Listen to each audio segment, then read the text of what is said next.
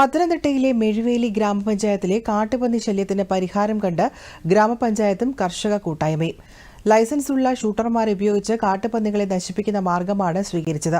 ആദ്യ ദിനം വെടിവെച്ച പന്നികളെ വനംവകുപ്പിന്റെ മാനദണ്ഡങ്ങളോടെ സംസ്കരിച്ചു. ഈ രീതി തുടരാൻ സാധിക്കുമെന്ന് പഞ്ചായത്ത് അധികൃതർ പ്രതികരിച്ചു. ഇത് മെഴുവേലി ഗ്രാമപഞ്ചായത്തിലാണ്. ഇവിടെ മെഴുവേലിയെ സംബന്ധിച്ച് പറയുമ്പോൾ കാർഷിക മേഖലയുമായി ഏറെ ബന്ധപ്പെട്ട് നിൽക്കുന്ന ഒരു ഗ്രാമപഞ്ചായത്താണ്.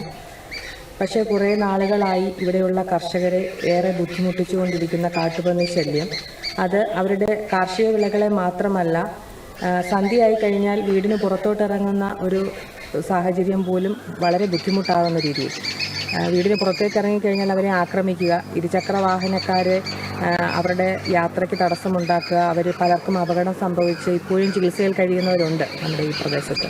അപ്പോൾ അങ്ങനെ ജനജീവിതം വളരെയധികം ദുസ്സഹമാകുന്ന രീതിയിൽ കാട്ടുപന്നിയുടെ ഈ ശല്യം ഉണ്ടായപ്പോൾ നമുക്ക് പഞ്ചായത്തിൻ്റെ അധികാര പരിധിയിൽ വെച്ചുകൊണ്ട് ലൈസൻസുള്ള ഷൂട്ടർമാരെ വെച്ച് നമുക്ക് വെടിവെപ്പിക്കാം എന്നുള്ള ഒരു ഉത്തരവ് നിലനിൽക്കുമ്പോൾ അത് പ്രകാരം നമ്മൾ അതിനുള്ള ശ്രമം നടത്തിയെങ്കിലും രാത്രി കാലങ്ങളിലെ അങ്ങനെയുള്ള വേട്ടയ്ക്ക് വളരെയധികം ബുദ്ധിമുട്ടുകൾ നേരിടുകയും അത് വേണ്ട രീതിയിൽ ഫലവത്താകുകയും ചെയ്യാതിരുന്നപ്പോഴാണ് മെഴുവേലി കർഷക സംഘത്തിൻ്റെ നേതൃത്വത്തിൽ ഇത്തരത്തിലൊരു ജനകീയ കൂട്ടായ്മയിലൂടെ നൂറുകണക്കിന് ആളുകൾ ജനങ്ങളുടെ ഒരു പൊതുവികാരമായി തന്നെ അവരിതിനെ എടുത്തുകൊണ്ട് അവർ ഒരുമിച്ചിറങ്ങി പകൽ സമയങ്ങളിൽ ഇതുപോലെ കാട് കയറി കിടക്കുന്ന പ്രദേശങ്ങളിൽ വന്ന് കാട്ടുപന്നികളെ ഇളക്കി ഷൂട്ടർമാരുടെ സഹായത്തോടുകൂടി നമ്മൾ വെടിവെച്ച് കൊല്ലുന്ന ഒരു ഉദ്യമത്തിന് ഞങ്ങൾ ഇറങ്ങിത്തിരിച്ചത്.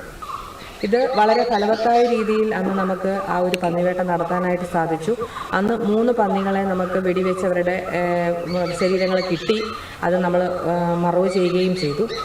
2-3 പന്നികൾക്ക് വെടികൊണ്ട് അത് ഓടി രക്ഷപ്പെടുകയും ചെയ്തിട്ടുണ്ട്. അതുകൊണ്ട് തന്നെ ആ ഒരു ഉദ്യമം വിജയിച്ചതുകൊണ്ട് തന്നെ തുടർന്നും ഉള്ള ദിവസങ്ങളിൽ അവധി ദിവസങ്ങൾ നോക്കി ഈ ഒരു പന്നിവേട്ടയ്ക്ക് കാട്ടുപന്നിയെ ഇല്ലായ്മ ചെയ്യുന്നതിന് വേണ്ടിയുള്ള ഈ ഒരു ശ്രമം ഞങ്ങളിവിടെ തുടരുന്നതായിരിക്കും.